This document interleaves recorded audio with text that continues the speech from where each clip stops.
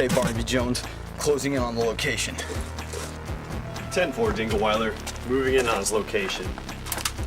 10-4, carry on, General Bologna. 10-4, Skippy, moving in. 10-4, hold your position for a millisecond. I sense a disturbance in the force. 10-4, holding position, Jimicus. 10-4, the fellowship has been broken. Continue holding. Over. 10-4, continuing to hold, sir.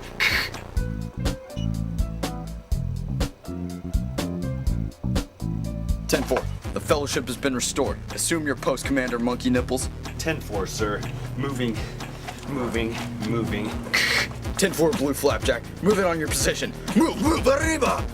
10-4, loud and clear, sir. Moving in. 10-4, 10-4, 10 foil. 10-4, 10-4, 10-4, 10-4.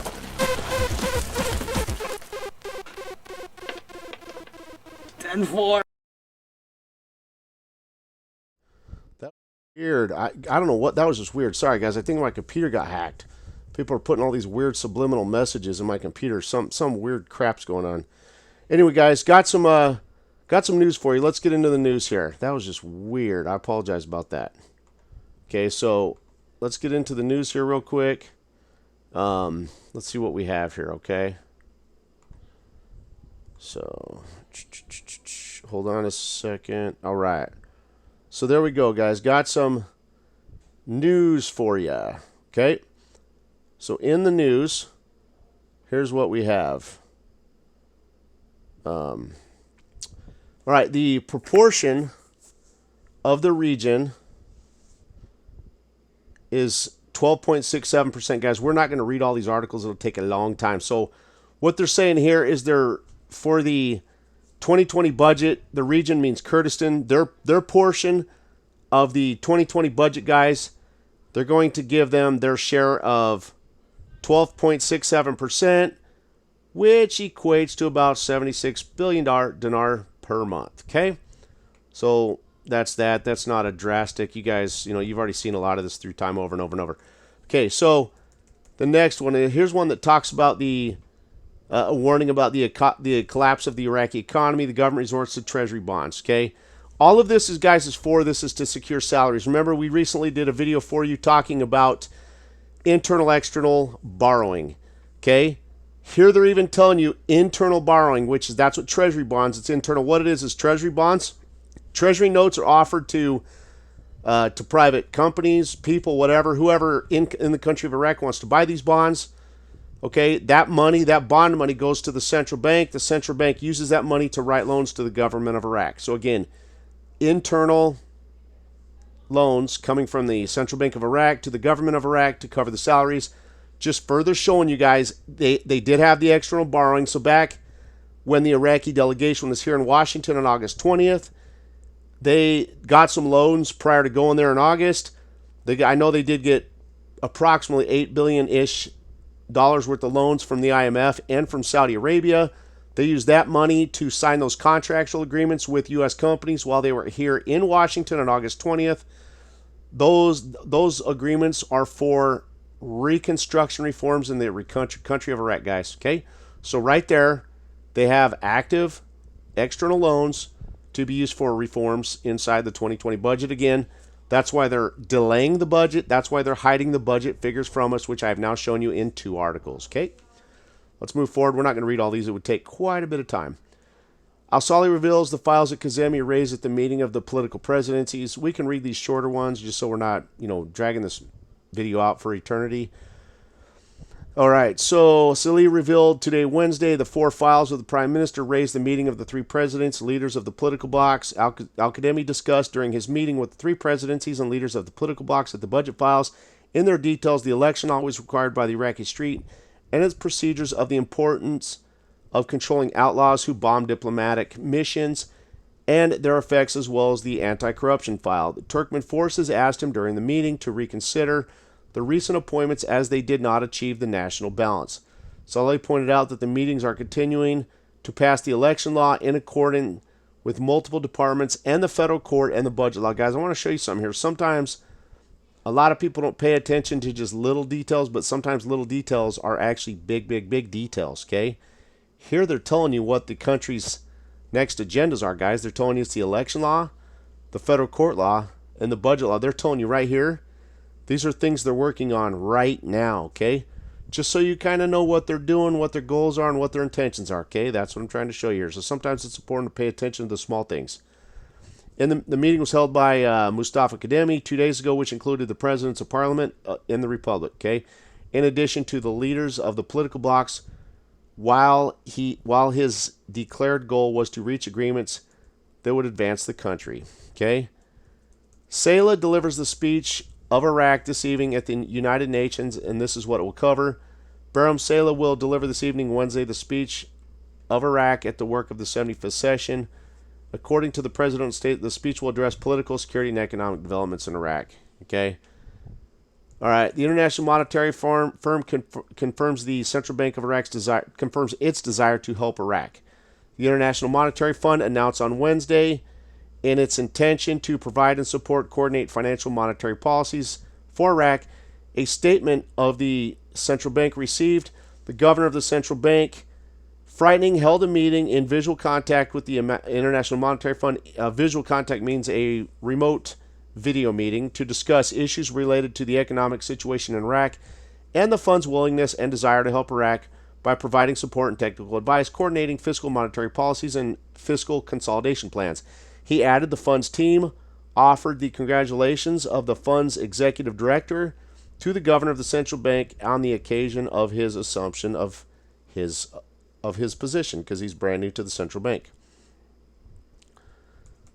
Guys, I read this. There's nothing in there really to cover the economy. They're just going more through Iraq's current challenges that justifies the IMF or really the UN, really helping Iraq out in the economic times and conditions that we're in because of COVID and so forth. Okay, this is a long, boring article, so we are not going to read this. Let's see what the next one says. MP Parliament will fail to pass the districts of the districts mechanism. They're saying the district, guys, it's how they're going to break everything down district-wise, almost like doing a census, kind of sort of like here in the U.S. We're just finishing up our census right now. This is just like that. It's how they're going to break down the electoral districts based on population size and so forth. Okay, we don't need to read this, guys. It's not real critical to us. So right here, Baghdad's going to send 320 billion IQD to the Kurdistan region between September 24th, 27th. As you guys saw, we just did an article up above this one or before this one that told you their goal is to do the external borrowing. Okay, that's going to cover the salaries basically from September through the rest of the fiscal year. Okay, so we're not worried about the article. Government response to PM Barzani's call on disputed areas. Guys, this is a pretty good article. Let's read the article, and then I'm gonna show you something on the Constitution. Okay, Iraq government response to PM Barzani's call on disputed areas. Disputed areas, guys, that's all about Article 140. That's a post-rate change reform. The Iraqi government on Wednesday responded to the Kurdistan region Prime Minister Musaad Barzani's call to prevent the unlawful confiscation of Kurdish agricultural lands by non-indigenous Arabs in the disputed province of Kirkuk. Iraq's Ministry of Justice has officially ordered the local administration in Kirkuk, Nineveh, Diyala, Najaf, Karbala, and Anbar not to recognize the agricultural contracts made during the Saddam Hussein Ba'ath. So what happened is Saddam Hussein stole their land. Okay? Earlier this week, several dozens of Arab families from southern Iraq stormed Kurdish villages in Kirkuk's area and threatened to seize farmlands belonging to the Kurds, arguing that they have contracts with the former government of Iraq. Following the reports of the Kurdistan region, Prime Minister issued a statement on Tuesday to condemn the violations against the indigenous Kurdish population of the disputed area, saying that this can constitute to systemic demographic change as part of the Arabization campaign first invented by Saddam Hussein. The Iraqi ministry referred to Article 140 from the Constitution, which clearly states that all agricultural lands are terminated and the ownership of the lands in question will go back to those who own them before the contracts. Okay, so here's what I want to show you. Article 140, guys. Guys, right now I don't have the time to chase down the current Constitution. So give me a moment here. I'm gonna what I'm gonna do is show you Iraq's whatever the latest version of the Constitution I can get. I don't think I'm gonna be able to get the current one. I just don't have the time. There's a special way you got to find it from some of Iraq's websites. Okay, directly for the country of Iraq. Here's a generic one that's out on the web, guys. This is one from '05. Okay, again, Iraq's Constitution of 2005. If you missed it, it's right there, okay? '05 Constitution, Iraq. Let's scroll down. These are all, I'm going to go kind of slowly so you can see. You can see that it's showing different articles, okay? Articles, it just goes in incremental order.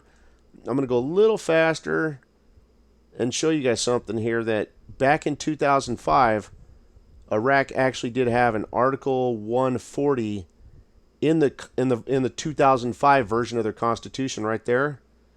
Okay.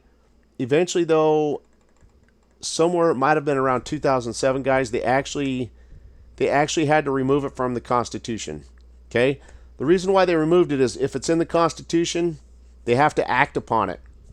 Okay. That means they were supposed to, with this being in the Constitution, even back then, they were supposed to have paid out money, disbursement funds from the damages that those people received from wrongdoing from the Saddam Hussein government. Okay, it's money going back to the Kurdish citizens that had land stole from them. Okay, from the Saddam Hussein regime. Let's see what the highest article actually is. So okay, so as of this version, the highest article would have been Article 144. Okay, but in today's version of Iraq's Constitution, guys, you know what? I'll see if I can find you one maybe in the next videos we do. As of today, guys, the highest article in the current or present Constitution in the country of Iraq, guys, is actually Article 139. So what they theoretically have to do is they have to amend the Constitution and add Article 140 to it, okay? Because it's currently not in the current Constitution, they don't have to act upon it. So that's what's going on here. So just kind of wanted to help you out with that. All right. Deutsche Bank suspected of facilitating funds to Daesh in Iraq. Guys, what they're saying here is we can read maybe just a couple paragraphs here. It's a long article. We're not going to read the whole thing. So it says the Islamic State's infamous rule over the vast areas of Iraq from 14 to 16 not only led to humanitarian crisis, but also left the country's economy depleted. Let me see. Hold on. Okay, it said, hold on. There was, okay, so despite this, some banks, including Deutsche Bank, specifically U.S. branches, continued to allow money transfers sent to Iraq, despite which is ISIS, the group's control over large parts of the country of Iraq. Okay, ISIS was robbing these banks while they had control over a lot of these banks in Iraq. They were stealing the money. Okay, and when they did this, guys, they actually stole approximately $830 million, okay, from banks within the country of Iraq, and including a central bank. Okay, right here it says right here that they had to seize over 121 bank branches according to the central bank. But yeah, so ISIS stole about $830 million US dollars. That's not dinar, that's US money, $830 million US dollars. Okay, so that is key. So anyway, now guys, I'm not huge into conspiracy theory or anything like that, but let's talk about this. Let's remember who was in charge at that time. The Obama administration, guys. They were corrupt as hell. Okay, you also had the deep state. They funded. And they were all part of the deep state. They funded it. So we all know that Obama did not want the U.S. Americans. He didn't want us to get rich and be blessed. So by doing this, by continuously pumping money into the banks in Iraq and allowing ISIS to theoretically rob the banks and steal the money, now that's one of the ways that ISIS actually got funded, guys. They got funded through that. By doing that, what that did was that actually slowed down the recovery process of Iraq's economy. Okay? So Iraq's economy could not continue to progress, and the country couldn't progress and do better. So that what that did was that delayed the progress of Iraq's economy, and theoretically, guys, it also delayed the rate change. That could have actually been done intentionally. You know, they could have been premeditated event to slow the progress recovery of Iraq's country and economy leading into the rate change. So just food for thought there on, you know, if you're into this conspiracy theory. I'm not really into that, but you know, that's I believe it was all done intentionally to slow the whole rate change down to bring it to us. So anyway, guys, there you go. You guys are all the best. That is the last article there. We're not going to, anyway, you guys get the gist of that. So, hey, you guys are the best. God bless you guys. Have a great, wonderful evening. Take care.